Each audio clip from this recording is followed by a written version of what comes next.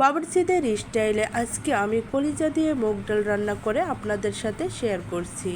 কলিজা দিয়ে মুগ ডাল এভাবে রান্না করলে সবাই চেটে পুটে খাবে। এটা খেতে এত মজা, আপনারা এভাবে একবার রান্না করে খেয়ে দেখবেন।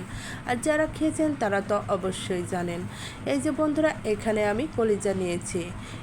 এখানে আজকে আমি হাফ কেজি আনিয়েছি। আর আগে কিছুটা তেল আর কলিজা আমি রেখে দিয়েছিলাম ঈদেরটা, সেটা বের করে নিলাম।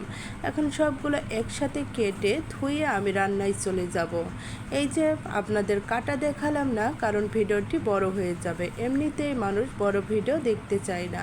আমি রান্নায় চলে আসলাম। আমি এখানে চুলায় পাতিল বসিয়ে দিয়ে পরিমাণ মতো তেল দিয়ে দিলাম। তেলটা আমি গরম করে এর মধ্যে আমি পেঁয়াজ কুচি, কাঁচামরিচ আর রসুন দিয়ে দিলাম। এখানে পরিমাণ মতো দিয়েছি। সব সময় আমি 1 কেজিতে 1 কাপ পেঁয়াজ আর হাফ কাপ রসুন দেই। এখানে যেহেতু 1 কেজির একটু কম ছিল, আমি সেভাবেই দিয়ে দিয়েছি। এখন এর মধ্যে আমি তেজপাতা, গোটা এলাচ, লবঙ্গ, দারচিনি এগুলো আমি দিয়ে দিলাম, সাথে গোলমরিচও দিয়েছি। এখন এটা আমি কিছুক্ষণ ভেজে নেব। এটা আগেই যদি দেওয়া হয় তাহলে এর মধ্যে একটা সুন্দর গন্ধ ছড়ায়। যাই হোক, আমি এটা কিছুক্ষণ ভেজে নিয়ে এখানে আমি দিয়ে দিলাম 1 চামচ আদা বাটা, 1 চামচ জিরা বাটা আর 1 চামচ রসুন আর পেঁয়াজ বাটা। এটা ভালোভাবে নেড়ে ছেড়ে আমি এটার কাঁচা গন্ধ দূর না হওয়া পর্যন্ত এটা ভাজতেই থাকবো।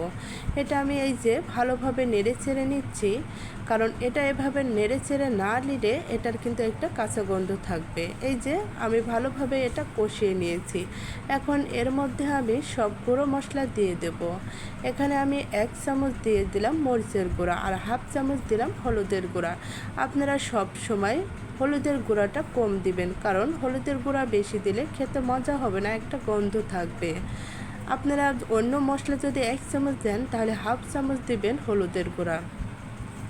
এই যে এখন আমি মশলাগুলো ভালোভাবে কষিয়ে নেব, কারণ মশলা যত ভালোভাবে কষাবো খেতে তত মজা হবে। আমি কিছুটা জল দিয়ে নিলাম। জল দিয়ে ভালোভাবে কষিয়ে নেব। জল না দিলে এটা লেগে যাবে এবং পুড়ে গেলে খেতে মজা হবে না। এটা এখন আমি ঢাকনা দিয়ে ভালোভাবে কষিয়ে নেব। যতক্ষণ মশলা থেকে তেল ছাড়বে না ততক্ষণ এটা আমি কষাতেই থাকবো। এই যে বন্ধুরা দেখেন, আমার মশলা থেকে কত সুন্দর তেল ছেড়ে দিয়েছে। এরকম অবস্থায় বুঝবেন যে মশলাটা কষানো হয়ে গেছে। এই যে আমার মশলাটা কষানো কমপ্লিট। এখন এর মধ্যে যে কলিজাগুলো দেখিয়েছিলাম ওটা কেটে ধুয়ে পরিষ্কার করে রেখে দিয়েছিলাম, এখন আমি এগুলো দিয়ে দিলাম। মশলার সাথে ভালোভাবে নেড়ে চেড়ে এটা আমি কষিয়ে নেব। এই যে আমি মশলার সাথে কষিয়ে নিচ্ছি। এখন কষিয়ে এটা নেড়ে ছেড়ে আমি কিছুক্ষণের জন্য ঢাকনা দিয়ে ঢেকে দেব। এটা কিন্তু এখন হাই হিটে রান্না করে নেব। 15 থেকে 20 মিনিট আমি হাই হিটে রান্না করব। ওদিকে আমার কলিজা রান্না হচ্ছে আর এদিকে আমি মুগ ডালগুলো ভেজে নিচ্ছি। মুগ ডাল অবশ্যই ভেজে রান্না করবেন, না হলে কিন্তু এটার একটা গন্ধ থাকে। আর এটা এখন আমি ভেজে নিয়ে তারপরে হালকা আমি সেদ্ধ করে নেব। 80% আমি মুগ ডাল সেদ্ধ করে নিব। মুগ ডাল রান্নায় অবশ্যই বাগার দিবেন, বাগার না দিলে কিন্তু এটা খেতে মজা হবে না। এই যে আমি বাগার দেবো সেজন্য পেঁয়াজ কুচি করে রেখে দিয়েছিলাম, এটা আমি ভেজে নিচ্ছি। এটা আমি লাল লাল করে ভেজে এর মধ্যে দারচিনি, এলাচ আর জিরে দিয়ে দেবো। এই যে এখানে আমি দারচিনি, এলাচ দিয়ে নেড়ে ছেড়ে নিচ্ছি আর জিরেটা দিয়েছি কিন্তু স্কিপ হয়ে গেছে। এটা আমি পরে বেটে যখন ডাল দিয়ে দেব তখন এই বাগারটা দেব। যাই হোক, এখানে এই যে আমার কলিজাটা কষিয়ে নিচ্ছি। দেখেন কলিজা থেকে তেল ছেড়ে দিচ্ছে। এটা তেল ছেড়ে দিলে বুঝবো কষানো হয়ে গেছে। তারপরে আমি এর মধ্যে গরম পানি দিয়ে দেব। বারবার কিন্তু ঢাকনা দিয়ে ঢেকে ঢেকে আমি কষিয়ে নিচ্ছি। অফ ক্যামেরায় কিন্তু অনেকবার আমি নেড়ে চেড়ে দিয়েছি, কারণ বারবার তো এক জিনিস দেখানো যায় না। আর এদিকে কিন্তু ডালটা ধুয়ে এনে আমি চুলায় বসিয়ে দিয়েছি। এটা আমি সিদ্ধ করে নেব। এই যে আমার ডালে বলক চলে এসেছে। এখানে যে ডালের ছেনাটা এটা কিন্তু অবশ্যই ফেলে দিবেন, কারণ এটা খাওয়া অনেক ক্ষতি। এটার জন্য অনেক সময় গ্যাসের সমস্যা হয়। আমি যতটুকু পারলাম এটা তুলে ফেলে দিলাম, কারণ এটা বেশি তুলতে গেলে এর সাথে ডাল চলে আসতেছে। এখন এটা ঢাকনা দিয়ে আমি সেদ্ধ করে নিচ্ছি। আর এদিকে কিন্তু আমি চুলায় গরম পানি বসিয়ে দিয়েছি। সব সময় যে কোনো তরকারিতেই গরম পানি ব্যবহার করবেন।